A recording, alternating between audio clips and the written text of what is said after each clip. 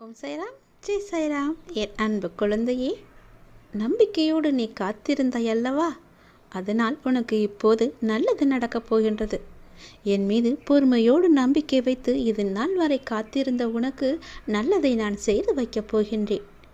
உன்னுடைய வீட்டில் நீ என் குழந்தை அல்லவா? உன் மனம் இதுவரை ஏங்கி தவித்த ஒரு விசேஷம் உன் வீட்டில் விரைவாக நடக்கப் போகின்றது. அதற்கு நானே முழு பொறுப்பையும் எடுத்துக்கொள்ளப் போகின்றேன். ஒவ்வொரு முறையும் உனக்கு நான் வாக்களிக்கும் பொழுது இது நடக்குமா என நம்பிக்கை இழக்காதே. நான் உனக்கு ஒரு நல்ல விஷயத்தை சொல்லும்போது உனக்கே தெரியாமல் உன் மனதிற்குள் அலட்சியமான ஒரு ஒளி உனக்குள்ளே பிறக்கிறது.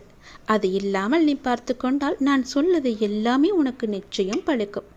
பல நல்லதுகளை சொல்கின்றேன், ஆனால் அது உனக்கு ஒன்றுமே நடக்காமல் போனதற்கு காரணம் இது மட்டும்தான். உன் மனதிற்குள் நான் சொல்லும்போது ஏதோ ஒரு அலட்சியத்தன்மை உனக்குள்ளே பதில் சொல்லி கொண்டிருக்கிறது. முதலில் அந்த எதிர்மறையை உனக்குள்ளிருந்து வெளியே கொண்டு வா. நேர்மறையை அங்கே நீ வைத்துவிடு. விரைவாகவே நான் சொன்னது போலவே உன் மனம் ஏங்கிய ஒரு விசேஷம் உன் வீட்டில் விரைவாக நடக்கும். அதற்கு நானும் பொறுப்பு. நான் சொல்வது எல்லாம் நடக்க வேண்டும் என்ற நம்பிக்கை உனக்கு இருந்தால் நிச்சயம் இது நடக்கும். நம்பிக்கை மட்டும் நீ இழக்கக்கூடாது. உன்னோடு இருப்பது நான் அல்லவா? நான் தானே நடக்கின்றேன், நான் தானே நடத்தி வைத்து கொண்டிருக்கின்றேன். நீ நடத்தப் போவதும் நான் தானே. நான் இருக்கும்போது உனக்கு என்ன பயம்? ஏன் உனக்குள்ளே அவநம்பிக்கையை குடிக்கொண்டிருக்கிறது? அந்த அவநம்பிக்கையை எடுத்துவிட்டு நம்பிக்கையை அங்கே வை. நம்பிக்கையோடு காத்திரு, நல்லது நடக்கும். நான் இருக்கின்றேன். உன் மனதில் இப்போது உள்ள அந்த மன வருத்தத்தை உனக்கு நிறையவே கொடுத்தவர்கள் எல்லாம் நன்றாக இருப்பது போல உன் மனதில் தோன்றிக் கொண்டிருக்கிறதல்லவா? அவர்கள் நன்றாக இல்லை, ஏதோ ஒரு சிரமத்திற்கு உள்ளாகி கொண்டு தான் இருக்கின்றார்கள். என்னை துன்பத்திற்கு ஆளாக்கிவிட்டு அவர்கள் மட்டும் நன்றாக இருக்கிறார்கள் என்று உன் மனம் அவ்வப்போது சொல்லி சொல்லி அழுது கொண்டிருக்கின்றாய். நல்லவர்களுக்கு காலமே இல்லை என்று ஏங்கி தவித்து கொண்டிருக்கின்றாய். அது தவறு. நீதி வெல்லும், நிச்சயம் வெல்லும். தெய்வம் இன்றே கொல்லும் என்ற ஒரு வாக்கு போல நான் அவர்களை பார்த்து விட்டேன், ஒரு கை. அதனால் நீ பயப்படாதே. நீ எதனால் பயந்து கொண்டிருக்கின்றாயோ அந்த பயமெல்லாம் இனி உனக்கு வரவே வராது. அவர்களுக்கு புரிய வைக்க வேண்டிய விதத்தில் நான் புரிய வைத்து விட்டேன். ஆனால் அதற்காக நீ செலவிடும் நேரத்தை விட இந்த வருத்தத்திலிருந்து உன்னை எப்படி மீட்க வேண்டும் என்று முயற்சி செய். எந்த விதமான ஆரோக்கியமான சிந்தனைகள் உன் மனதில் எழ வேண்டும் என நீ சிந்தித்து அதற்கு நீ முயற்சி செய். யாருக்கு எதை எப்போது புரிய வைக்க வேண்டுமோ அதை நான் புரிய வைத்து விட்டேன். நீ கவலையின்றி மீண்டு வா. உன் வருத்தத்திலிருந்து வெளியே வா. உனக்கு தேவையான சக்தி முழுவதையும் நான் தருகின்றேன். உன் மனதில் உள்ள எதிர்மறையை நீக்கிவிடு. உன் வாழ்க்கையில் நீ பயணித்த பாதையை நான் பார்க்கிறேன். சந்தோஷம் நிம்மதியை விட கஷ்டமும் கண்ணீரும் இருப்பதை என்னால் உணர முடிகிறது. உன்னை தேற்றுவதற்காகத்தான் நான் இங்கு உனக்கான எல்லாவற்றையும் சரி செய்து கொண்டிருக்கிறேன். உன் வாழ்க்கையின் சூடுகளை நான் திருத்தி எழுத உன் கர்ம வினைகளுடன் நான் போராடி வருகிறேன். அதை நன்றாக நீ உணர்கிறாய் அல்லவா? உன் கண்ணீரை உன்னை உண்மையாக நேசித்தவர்களுக்காக மட்டும் சிந்து. அதில் தவறு இல்லை. உன்னை துளி கூட மதிக்காது ஏளனமாய் பார்ப்பவர்களுக்காக கண்ணீர் என்னும் பொக்கிஷத்தை நீ வீணாக்காதே. உன் வழி நான் எப்படி புரியாமல் இருப்பேன்? உனக்கு மனவலி ஏற்பட்டதற்கு நியாயம் கேட்கிறாய். அதற்கு நான் நிச்சயம் நியாயம் வழங்குவேன். அது வரைக்கும் நீ பொறுமையாய் நம்பிக்கையுடன் இரு. உனக்கான காலத்தை நான் உருவாக்கிவிட்டேன்.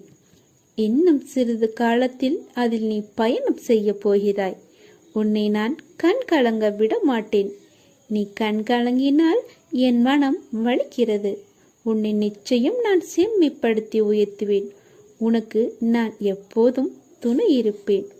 உன்னுடைய உண்மையான உழைப்பு, தன்னம்பிக்கை, உண்மை, தைரியம் உள்ளவர்களுக்கு சோதனைகள் பல வரும்.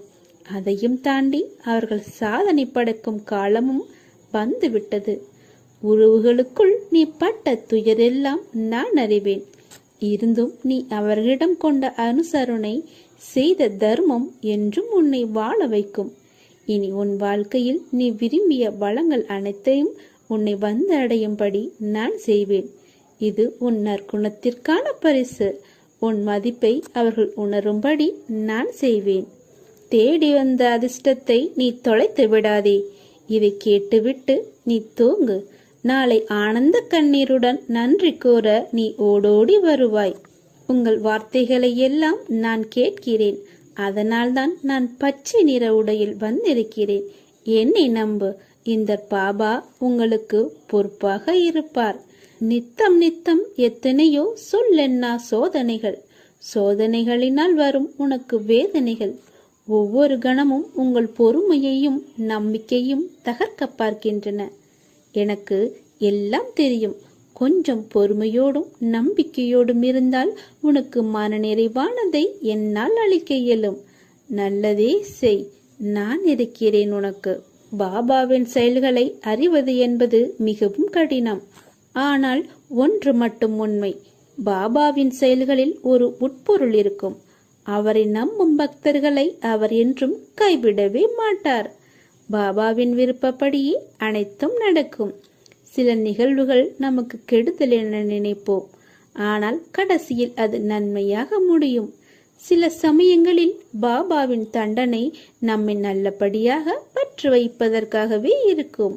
ஆகையால் உணர்ந்து குரு பகவானின் சாய்பாபாவின் ஆசியை நாம் பெற முன் வர வேண்டும். உனக்கு வரும் கஷ்டம் உன்னை தைரியப்படுத்தத்தானே தவிர உன்னை சோகப்படுத்த இல்லை என்பதை நினைவில் கொள்.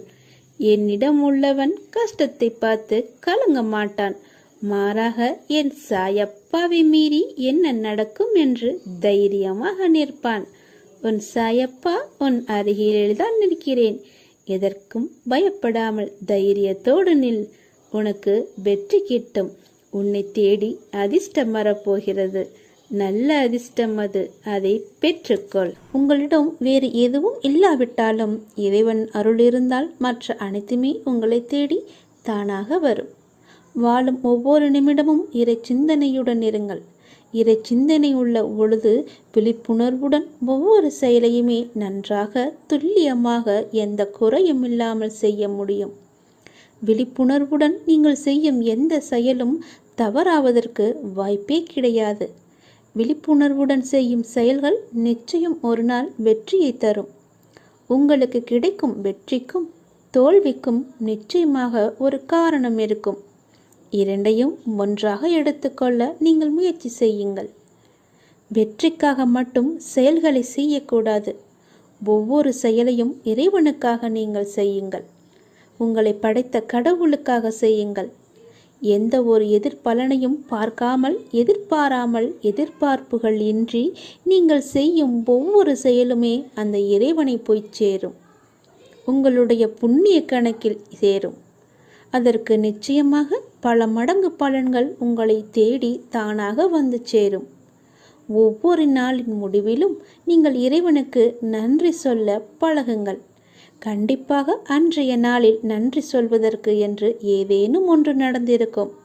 அதை நினைத்து இறைவனுக்கு நீங்கள் நன்றி சொல்லுங்கள். விடியும் பொழுது இறைவனின் ஆசியுடன் தொடங்குங்கள். முடியும் இரவும், அதாவது அன்றைய நாளின் முடிவும் இரவும் நன்றி சொல்லி உறங்குங்கள். மறுநாள் காலை உங்களுக்கு நல்ல நாளாகவே அமையும். இன்று எங்களுக்கு அமைத்து கொடுத்ததற்கு மிகவும் நன்றி இறைவா என்று இறைவனுக்கு நீங்கள் நன்றி சொல்லுங்கள். ஒவ்வொரு நாளின் தொடக்கத்திலும் இறைவன் மீது முழு நம்பிக்கையுடன் நீங்கள் தொடங்கி பாருங்கள். உங்கள் வாழ்வு எப்படி இருக்கிறது, அன்றைய நாள் எப்படி அமைந்திருக்கிறது என்று தானாகவே தெரிய வரும். எழுந்திருக்கும் பொழுது சட்டென்று எழுந்திருக்காமல் இறைவனின் பெயரை சொல்லிவிட்டு எழுந்திருங்கள். நன்றாகவே இருக்கும். ஒரு நிமிடம் சுதாரித்து கொண்டு பிறகு ஏந்திரியுங்கள். அப்பாவின் பெயரை சொல்லி எழுந்திரியுங்கள். உங்கள் வாழ்க்கை மீது உங்களுக்கு இருக்கும் அக்கறையை விட உங்களை படைத்த இறைவனுக்கு நிச்சயமாகவே அதிக அக்கறை இருக்கும். நம்புங்கள், நன்றாக நீங்கள் வாழ்வீர்கள். இதனை உணர்ந்தால் இறைபலமும் மனோபலமும் உங்களிடம் அதிகரிக்கும் தானாகவே. இறைவனின் அருளும் ஆசியும் உங்களிடம் நிறைந்திருக்கும் முழுவதுமாகவே. எப்போதும் இறைவனின் அருளோடும் ஆசியோடும் நாம் தொடங்கும் நாள் வெற்றி நாளாகவே நமக்கு அமையும். இறைவனுக்கு நன்றி சொல்ல மட்டும் நீங்கள் மறந்து விடாதீர்கள். இறைவனின் நாமத்தை ஜெபித்து கொண்டே இருங்கள்.